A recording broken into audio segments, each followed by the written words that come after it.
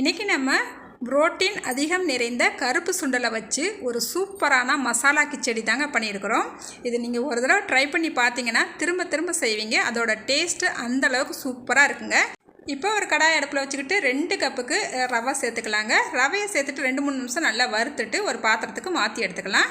இப்போ அதே கடாய் அடுப்பில் வச்சுக்கிட்டு 3 ஸ்பூனுக்கு எண்ணெய் சேர்த்துக்கலாம். கொஞ்சமாக கடுகு உளுந்தம் பருப்பு சேர்த்துக்கலாம். இது நல்லா பொரிஞ்சு வந்த உடனே நல்லா பொடிசாக கட் பண்ண இஞ்சி பூண்டை சேர்த்துக்கலாங்க. நல்லா எண்ணெயிலேயே வதக்கினா பிறகு ஒரு பெரிய சைஸ் பல்லாரி வெங்காயத்தை இதில் சேர்த்துக்கலாங்க. ஒரு 1/2 ஸ்பூனுக்கு சீரகம் எடுத்துகிட்டு அதுக்கப்புறம் நல்லா கையில் கசக்கிட்டு இதையும் சேர்த்துக்கலாங்க. வெங்காயத்தை 1 செகண்ட் வதக்கிக்கலாங்க. இப்போ சுண்டலை பார்த்தீங்கன்னா 8 மணி நேரம் ஊற வச்சுட்டு குக்கருக்கு மாற்றிட்டு 4 விசில் விட்டு நல்லா வேக வச்சு எடுத்து வச்சுருக்கிறேன். இப்போ இந்த சுண்டல் அப்படியே இருக்கட்டுங்க. இப்போ நம்ம மசாலா பொடி சேர்த்துக்கலாம். 1 ஸ்பூன் வத்தப்பொடி, 1 ஸ்பூன் மல்லிப்பொடி, 1/2 ஸ்பூனுக்கு கரம் மசாலா, 1/4 ஸ்பூன் மஞ்சத்தூள் சேர்த்துருக்கேங்க.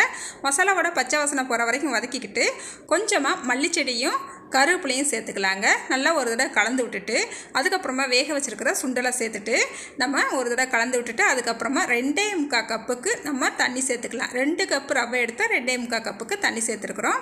இப்போ உப்பெல்லாம் கரெக்டாக இருக்கான்னு ஒரு தடவை செக் பண்ணிக்கோங்க. சுண்டல் வேக வைக்கும் போது நம்ம உப்பு சேர்த்தோம். இப்போ இந்த கிரேவிக்கு மட்டும் உப்பு சேர்த்துட்டு நல்லா ஒரு கொதி வந்தால் பிறகு நம்ம ரவையை சேர்த்துக்கலாங்க.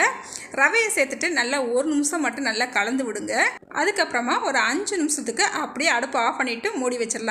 5 நிமிஷத்துக்கு அப்புறம் பார்த்தீங்கன்னா நல்லா பொழுன்னு சாஃப்டாக சூப்பராக ரெடி ஆகிருக்குங்க.